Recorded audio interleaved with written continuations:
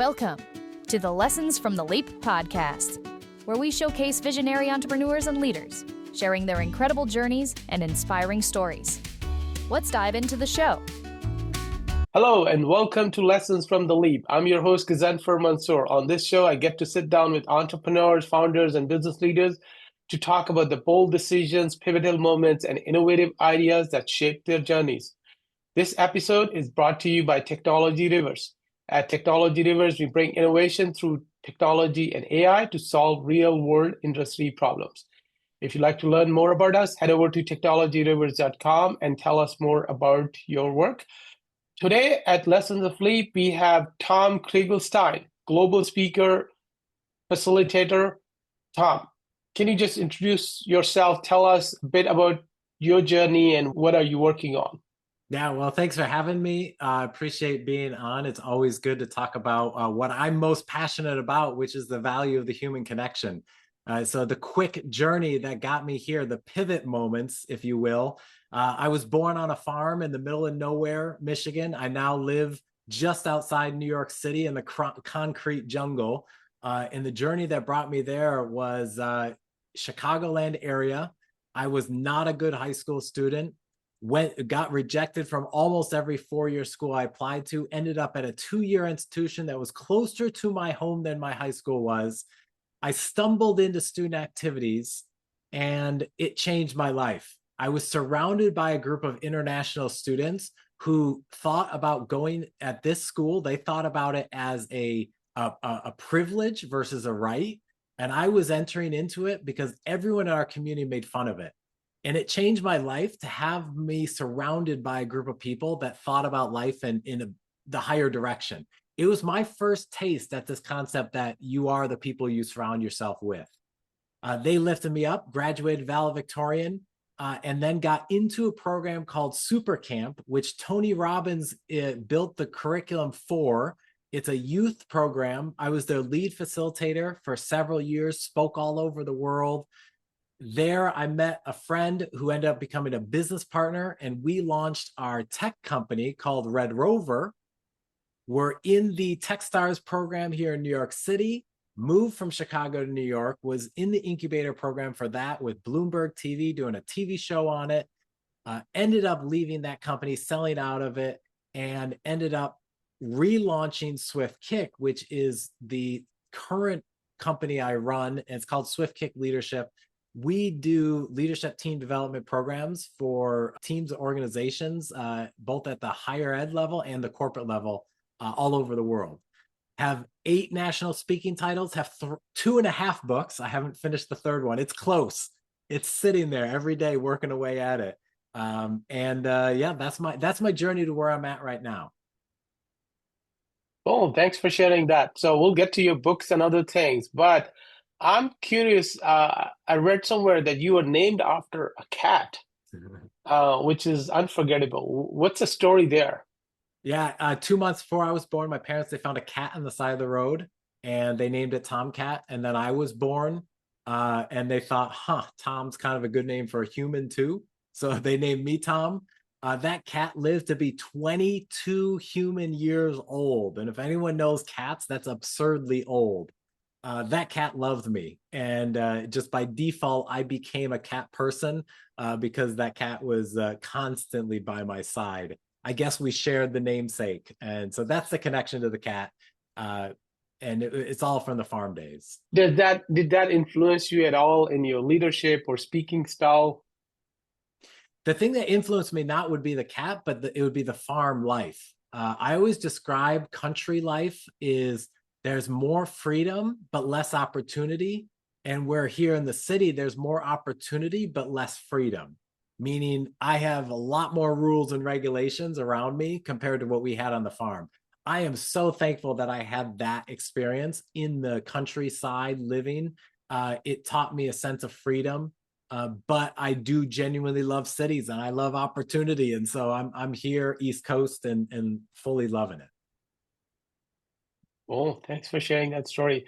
So you have trained a lot of people, over 1 million. I don't know how you did that. And once you hugged 114 people in a minute, which is wild. What is the story behind that moment, and how does it reflect your philosophy of connection? There is a Guinness World Record for most number of hugs by one person in 1 minute. And I was like, I think I can beat it. It was this guy originally in India who had it. I think he had like 66 hugs in a minute, or 67, 67. And I thought to myself, I think I can beat that number. And so I was at a program and we set it all up. There's video on YouTube, and we submitted at like 113 or something. And Guinness has all sorts of regulations, believe it or not, for every single one of their Guinness records. And they ended up docking a bunch of my hugs to the point where I didn't get it. And so then I tried again and I submitted like 122 and I still didn't get it. And then I found out something, because someone broke his record and then someone broke that person's record. So in the Guinness world, you can get a record one of two ways. You can submit your paperwork and wait months and months and months and hear back, and it only costs maybe $100. Or you can pay them $16,000 and have someone show up at your event. And if you break it, they sign it right there. The two people who broke it paid the $16,000 because they were famous people on TV, and they had a whole show around it. So I learned something about capitalism that day, that Guinness World Record, sure, for these lower level records, I think they're a business just like everyone else. And so they're looking for people to pay that $16,000. But stay tuned, I will come back. Why does that matter though? My core message around all the work I do is that we live in a hyper advanced world, but us humans are biologically wired to be socially connected. But all of these tools that we have around us are isolating us more and more. And there's a reason depression rates are on the rise. There's a reason anxiety is on the rise. There's a reason isolation, loneliness are on the rise. While we have all these amazing tools that seem to make life so much better, they also reduce the amount of in-person moments that we used to have in the past. And when I was doing these programs early on, I was trying to figure out a way to help people to like viscerally understand what it meant to have a human-to-human connection. Because I could talk and talk and talk about it. And I decided, I watched this video of this guy named Juan Man doing the Free Hugs campaign. I said, that's it. And so at the next program, I printed off a bunch of the free hug signs, and I said, it's one thing to talk about the human connection. It's another thing to actually experience it right now. So if you look under your seat, you're going to find a free hug sign. Your challenge in the next 10 seconds is to hug 5 people. Ready and go. Put music on, and the room lit up. And from that moment forward, for decades now, I've been doing the free hugs campaign all over the world. Awesome. That's amazing. I never heard of that before, so I'll look for it. So while we're on it, I want to learn more about your dance floor theory. This is, again, the first time I'm hearing that, so I'd love to hear, what is that? So shed some light, and then we'll go deeper on that. Yeah, dance floor theory came out of the clubs in New York City. A friend of mine went to a club in New York City when he had a tech company before ours, and he saw this guy walk into the club that was totally dead, had no liveliness, and this one guy completely transformed the energy in that room. And my friend was like, what is that? And he went up to this guy, and this guy took him to the next club and showed him and did the exact same thing. And he said to him, if you look at any group anywhere, you're going to realize that there's a human dynamic that's at play. And from that experience, me and that friend launched and built what is now called dance floor theory. And what dance floor theory at its core is, we use dance floor obviously as a metaphor for any team, organization, or community. And we say that on any dance floor, there's always going to be different levels of engagement. We claim that there's 6, and each level thinks in a different way and needs to be interacted with in a different way. And so what we do in dance floor theory is we show them the 6 levels of human engagement, and then we show them how to engage them at that level. That's the core of dance floor theory. Then you start going into the rabbit hole, and there's all sorts of additional levels of dynamic that play out. And you're writing a book on the same topic as well. When is that book coming? That's right. The reason I wanted to get the book out was Gallup Research just launched their latest numbers on employee engagement. And we are currently, as of this, me saying this right now, we are at a 10-year low for employee engagement. 10-year low. Yet the amount of money companies are spending on engagement has gone up and up to the point where it's $10 billion globally spent on employee engagement. You would think that it would be reversing, but it's not. And the reason it's not is because we are treating people the same way we've always treated them. We're treating people like the Model T Ford, where everyone's exactly the same, but they're not.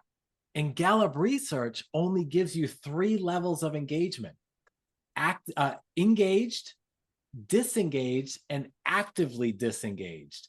The reality is there's a lot more levels to engagement than just 3. And I had it within Dance Floor Theory, and I said, I need to get this book out so that leaders have a better model, a better blueprint, especially now in the world of AI and even as technology is rolling out more. What's going to matter most is that we A, know our people really well, and then B, have a strategy to engage them on a one-on-one human-to-human level. And the book is coming out. It was supposed to be done 2 weeks ago, and I missed my deadline. So give me 2 more weeks and it goes to the publisher. And then from there, I hope within the next month and a half, it should be fully done and out.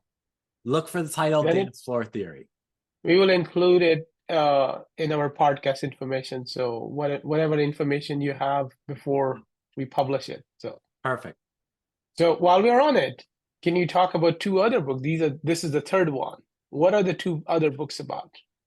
Yeah, so as I mentioned in my journey, I graduated high school, not so great, graduated college as valedictorian, and other schools asked me, they said, hey, can you come and talk to our students, help them turn around their stories?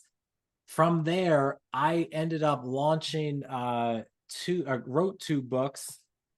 I have them here. This one here is this one's called Perfect Quotes for College Success. That one is a gift book that is meant for like grandma to give to their child who's going into college. And it basically has quotes on every possible topic that a student might interact with. So like diversity, dating, belonging, being a commuter, going to class, grades, graduation, Greek life, sleeping, picking a major, every possible topic. And then this one is first year student to first year success. And it's 27 things that you need to know when starting college. This one is used by thousands of students every year at their universities as they're like, they call it the FYE class, first year experience class, to help guide them and launch them. Because research shows that what a student does in the first 90 days of their college experience will determine who they are for the next 3.5 years. So and this is like for anyone listening, what you choose to do in the first 90 days, it makes a big difference to who you're going to be in that world, that community. Thanks for sharing that. So you have worked with Apple, Coca-Cola, Nike, and different branches of the US military. What is one misconception you have seen leaders consistently have about building a strong culture? Biggest misconceptions is that it can be done. You can set a system and set it free. Or build a system and set it free. Culture is a full contact sport. Community is a full contact sport, meaning if you are going to try and build community, you have to be in it every single day, because humans are messy, humans are confusing, humans are emotional. And so we can't just build a system and call it the employee engagement system or the client engagement system and rinse and repeat. It has to evolve and adjust as your people evolve and adjust. So I'd say that's the biggest misconception I experience, is that they think they can build one system, one structure, and then that's it and be done. The second biggest misconception is they forget how valuable the human-to-human connection is to helping someone feel connected. All the research shows that when a person feels like they belong, their retention rates, engagement rates are higher. Productivity at the corporate level, graduation at the college level. So we're trying to help our people feel like they belong, feel like this is their place. And as community is breaking down all across the rest of society, which this book right here called Bowling Alone talks about it, pretty amazing book. And as community breaks down in every other part of our society, we as leaders need to step up and build spaces that not just employ people, but actually make them feel like this is a place that they belong, that these people care about them. Cool. So in the deeply connected team, what does accountability look like in your view? In a deeply connected team, what does accountability look like?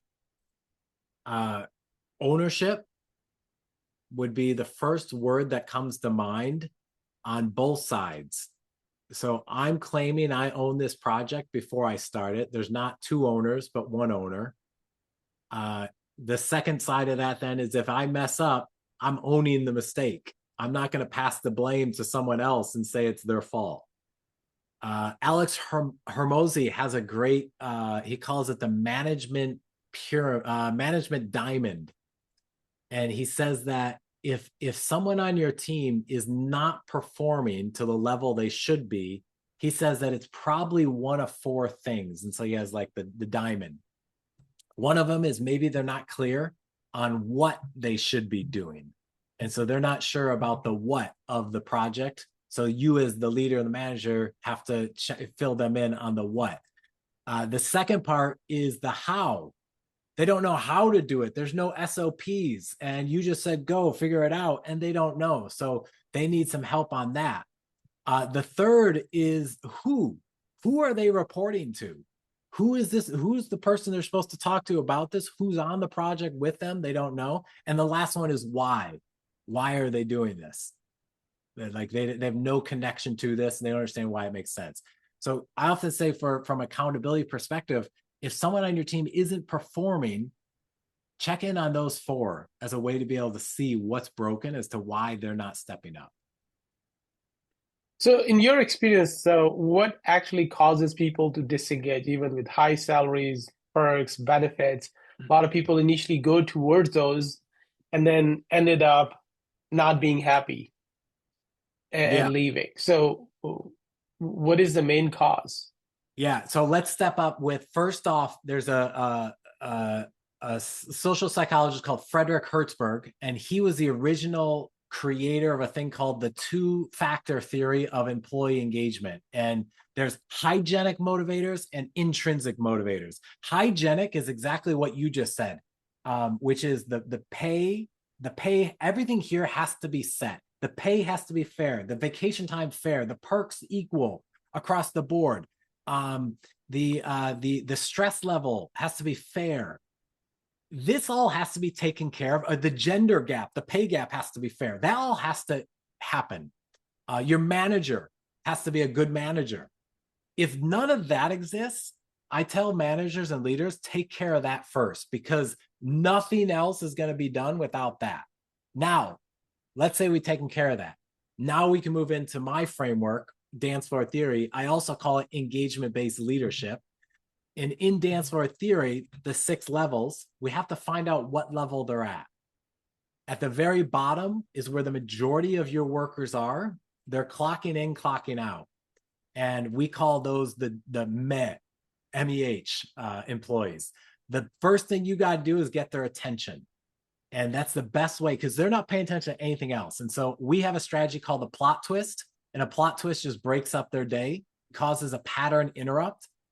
Then you move up. Once they're done with the med, then move up to the 1, which means they're actually paying attention. And there you build a connection. The vertical couple in a company is the number one predictor of whether an employee stays. The vertical couple is the relationship between the manager and that employee. If that's toxic, sour, that employee's gone. But that's the number one predictor of an employee staying is based on the vertical couple. So once there are one in dance floor theory, you want to build a connection. Then you move to two. Two is what's in it for me. These are your free pizza people. They are only going to participate in anything as long as they get something back. Then you move to threes, which now you're starting to move into leadership roles. And so here, I always say it's about building a sense of connection, belonging. You want to help them connect with other people.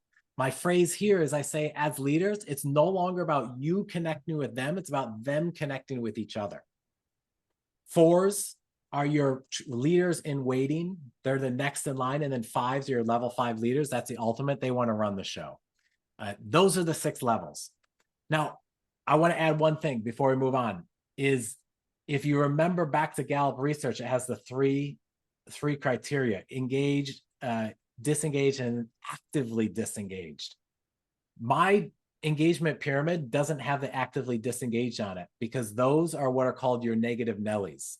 Those are the people who are actively trying to destroy your dance floor. And those have to be dealt with before, they have to be dealt with. And in the world of dance floor theory, we measure our engagement based on contribution, meaning how much do they care about the entire organization and work and the people around them and the mission and the vision, and then competency. How good are they at their job? So I call that the competency contribution framework. Negative Nellies can be really amazing at their job, but don't care at all about the company. Negative Nellies can also be really bad at their job, but love the company and the mission. And then you have the negative Nellies who are bad at their job and don't care about the company. That group you just fire, get rid of. The other two are tricky though, because one, you have to train on skill. They love you, they love the company and the mission, the vision, but they're not good. So can you get them to move up on skill? And the other one though, they crush their job, but they're toxic. They steal clients from other people. They talk gossip about people in the office. They make fun of the managers, the bosses, but they crush it, all their metrics. So can you get them to like the company? I don't know. So those are all the different frameworks that fall within dance floor theory. Yeah, we see all these different people in the company. So good pointers on where to focus. Okay, so you have won 7 national speaking titles and spoken around the world. What is one moment on stage that truly changed you? Oh,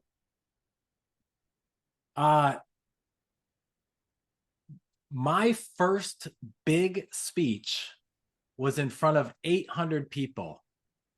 And at the time, American Idol was a big show, and William Hung was on American Idol, and anyone can Google him. He had a horrible audition. Simon Sinek made fun of him, and it went viral, his clip.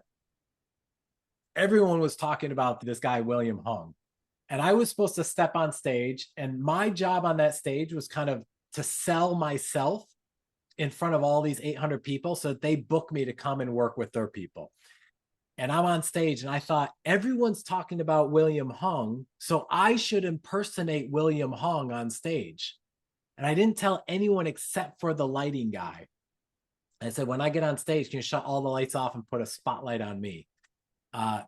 And so he did, and I got on stage and I started to do an impersonation of William Hung. And if anyone knows who he is or Googles him now and watches that audition, you'll realize how offensive what I was doing was on stage. Multiple levels. And the audience started to boo. And then another larger group booed, and then larger group booed. I was supposed to speak for 15 minutes. 7 minutes into it, I walked off stage. I was emotionally and physically destroyed from that moment. And I remember even, I'm going to share a little bit of medical information that maybe is too much, but afterwards, my body was revolting so much that when I went to the bathroom, I urinated blood. That's how intense that moment was for me, because my body just rejected everything about the idea of becoming a speaker. And in that moment, while I was walking around that conference after that experience, there were a few other speakers who were, to me, like they were the top of the top. They were the best of the best. And one of them saw me and was like, Tom, what's wrong? I'm like, did you see what happened? I just got booed off stage. And he laughed. I'm like, this is not funny. And he said, Tom, we have all been there. And you think you could just wake up and be a great speaker? All of us have gone through the trials and tribulations. The question is, are you going to be one of the speakers that gets back up? And he said to me, you have to be rebound ready, because this is the industry where you're going to stand in front of a bunch of people who are staring at you. And nothing biologically says that that's a good thing. Because if people are staring at you and you're in front of them, it means one of two things. Number one, they're going to kill you, so you better run. Or two, you're their leader, so you better say the right thing, or they're going to kill you if you don't. And so he said, that was the first thing he said. You got to be rebound ready. The second thing he said is, Tom, you got to go get trained. That led to me going to that Tony Robbins, the Super Camp program, and becoming a lead facilitator there. That changed everything about how I speak and the delivery. That would be the most memorable. I know it's not what you were thinking, but that would be the most memorable for me. Yeah. And now another part which you just said is the getting the training. We all forget that as we get into the business, we do self things. So having a coach, having a mentor, getting those training from experts makes a huge difference. Huge. So huge. Let me add to that just really quickly. Why that makes a huge difference is because if the path to success is kind of like these are all the paths to success, what a mentor does or what training does is it just shrinks that path down. And it pulls out a few of those, the potholes, the speed bumps, the curves. It just pulls a few of those out so that this becomes easier. That's what I didn't know that going into it, but that definitely was a huge part of my growth. Cool. And while we're on it, so you mentioned about the audition and all of that. You have also been kicked off of Oprah show once. Was that the same one or is it a different one? We definitely need that story. What happened? Yeah, this was in high school. I grew up in Chicago. I was a huge Chicago Bulls fan, obsessed. This is during the era of Michael Jordan. So like you couldn't go wrong. And I was at a game with some friends, a Bulls game, and we were dressed like Dennis Rodman, who was on the team. And if anyone remembers Dennis Rodman, he was like the bad boy of basketball. He'd always color his hair and had all these tattoos and always getting in trouble. We were dressed like him at the game. There was an Oprah producer there, and the Oprah producer asked us to be on the show next week because Dennis Rodman was going to be on it and asked us to be his super fans. And we said, of course. So we go next week, get picked up in a limo, go to the show, and it's Oprah, Dennis, and then us super fans. And at a commercial break, Oprah asks one of us to ask a question. And I said, I'll do it. And she said, the only thing is you just have to be really quick, like get it out and be done because it's her show. And so she comes back and she goes, we have the super fans over here. And she walks over to us. And I believe Tom wants to ask a question. So I stand up and Oprah takes the mic and kind of like moves it towards me. I thought she was handing me the mic. See, mistake number one is like never take the mic from Oprah, because I took my hand, put it here, and there's this awkward sort of movement back and forth. And then I start talking, and she said, quick. I talked for like 90 seconds. My friends told me it was like 90 seconds of just nonstop. There was no question. There's no breath. And so Oprah had to physically put her hand on my shoulder and pull the mic away and put me back in my seat. Fast forward now, a week later, and we had the whole grade lined up to watch the show because we were going to be on it. And she goes, and we have our super fans over here. And the camera goes to them, but then comes back and just continues on with the show. So kicked off might not be the right word, instead of more edited out of the Oprah Winfrey Show. And that's my experience with Oprah. Okay. Well, but that's a good learning experience. Yeah, never take the mic from Oprah. And maybe be quick. Be quick. Yeah, be good and sound. Yeah, 90 seconds is long. Okay, so looking back, what was your biggest leap that you took in your career that felt risky at that time, but ended up shaping everything that followed? Is that the story that you just mentioned before, but audition or something else?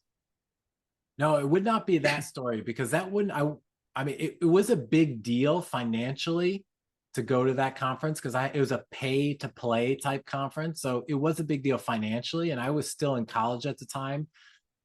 So that was a big one. The biggest leaps that I would experience was I was in Chicago, and with my friend who we launched the tech company together, we got into this incubator program in New York City. And he was in Denver and I was in Chicago. We had to decide, are we moving to New York City? And both of us agreed with our partners, and we ended up relocating our entire lives. And I believe that was 2008 or sometime around there. So as of this recording, it's 2020, almost 2026, I guess we're in. And so that would be a huge leap. I had to physically change locations and everyone I knew to start fresh in a new place. That would be a big leap. A second big leap, in that tech company, I was the minority shareholder. And if anyone's on a company where they're the minority shareholder, know that you can be fired at any moment. The company and its board of directors, my friend who was the majority shareholder, they wanted the cap table clean so that they could bring better talent in. And through conversations, they ended up, let's gently say, asking me to leave is the gentle way to say it. And I was pissed. I was so pissed because I felt like this was my company. I started, this is my baby. And it was what they needed to do, though. And I can understand it, but that was the second big leap, is I had to go from, that was I moved here to this East Coast to do this, and this is all I know is this company. And now I'm have to figure out what to do. That brought me back to speaking again. And I realized that I was put on this earth to create content and deliver that content. That's my core. So those would, I would say, two biggest leaps. Let's talk about AI. AI is changing everything, every field. What is your take on it? How are you using it? Is it impacting your business and personal, or is it empowering you? How do you see AI? Oh my goodness, it is taking out everything. So let's go a couple routes here. First, for college students, if you're out there and you're like, or no, forget college students. If you're trying to figure out what to do in your career next and you're not sure, I tell people, look for the careers that have the biggest moat between you and AI. What has the biggest space between you and AI? Because otherwise your job will be replaced. Probably eventually all jobs will be replaced and new ones will show up, but we don't know what those are yet. But of what exists right now, how can you find a job that has the biggest buffer? So for me, as a professional speaker, I have a whole online world and online content. And then I have my whole offline facilitation, strategy retreats, keynotes at conferences. And for me, AI is going to completely dominate this online part of my job. I'm pretty convinced in 6 months, maybe a year, I'll be able to get a script that's in my voice and put it to a video that's my head and upload it to YouTube and no longer have to record video for myself. I'm pretty sure that's coming. So that means that I'm doubling down on in-person. because that is the larger buffer between me and AI at this point. That's the first thing I would say about it for everyone out there that's either debating a new career, looking to launch a career. Yeah, that'd be my first thought. The second thought is just on the value of the human connection. AI is amazing. The number one reason people are using it is for personal therapy. I get it. I understand it. And my TEDx talk is titled "The Value of the Human Connection in a Hyper-Technological World." We are biologically wired to be socially connected. And now we no longer have to ask our spouses questions because we'll just get it with AI. We no longer have to ask our neighbor. We no longer have to ask the hardware store person, the grocery person, the librarian, because we just all get it from this all-knowing being that we have access to. And while each one of those sounds like a throw off, no big deal, collectively, us humans are losing the chance to interact with each other more and more and more, to the point we're just going to be these isolated little objects. And that is damaging to us because our health literally depends on the social, the strength and positive strength of the social connections with the people around us. And this AI tool is amazing. I use it all the time. And I recognize, oh, look, I no longer have to ask anyone because I just get the answer here. And with hallucination in AI, we can't even blame afterward how AI gave us the wrong answer. No further conversation. Yeah, exactly. Like it just simple, even simple things like I was making chicken noodle soup over the weekend, and I know my grandmother is she's an expert at this. Or sorry, my mother-in-law, she's an expert at this. And I could have messaged her and had that exchange, but instead I just went to AI and I'm like, hey, what about this part of the process? And it gave me the answer, and sure enough, it was the right answer and it worked great. But like, I just lost another moment with the mother-in-law. Multiply that by millions every single day, and there's some trouble brewing. Yeah. And that reminded me a talk from Simon Sinek where he said, like, in order to build trust, you have to ask for help first rather than offer a help. So how do you ask for help? Because now ChatGPT is your first friend. So your help from ChatGPT. No, it's a really good point. So we should find a ways to keep that human connection. The difference now compared to the past is just like working out, we actually have to actively go make it happen, which sounds absurd, but like we have to, because it's not naturally happening like it used to in the past. Naturally, we would have conversations with people at the grocery store because we had to go to the grocery store. Now it's Instacart or Uber Eats or Amazon delivery. And each one of those sounds ridiculous, that like, yeah, but it's not that big of a deal. But you go an entire day and you didn't talk to anyone. It's like, that's not good for our health over a long period of time. Well, thanks, Tom, for all this wonderful conversation. We could continue for long, but we have a very limited time. Tom has been sharing all these golden nuggets about the leadership, the culture, connectivity.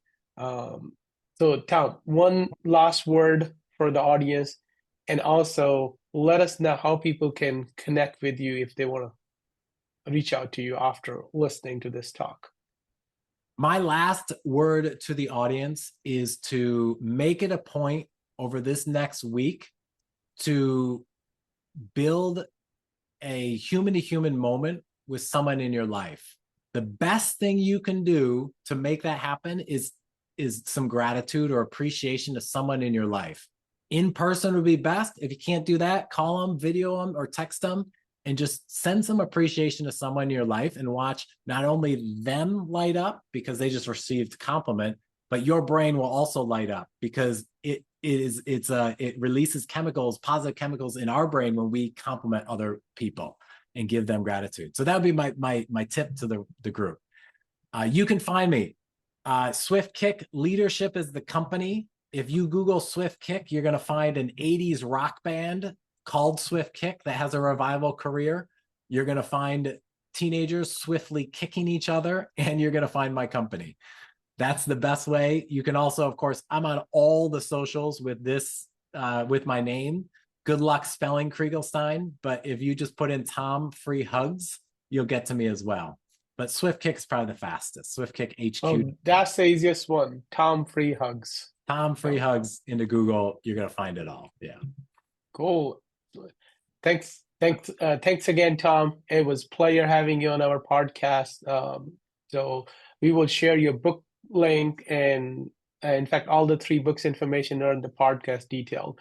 Thanks everyone for listening. Thank you for tuning in to the Lessons from the Leap podcast. Don't forget to hit subscribe so you never miss an episode. We'll catch you next time.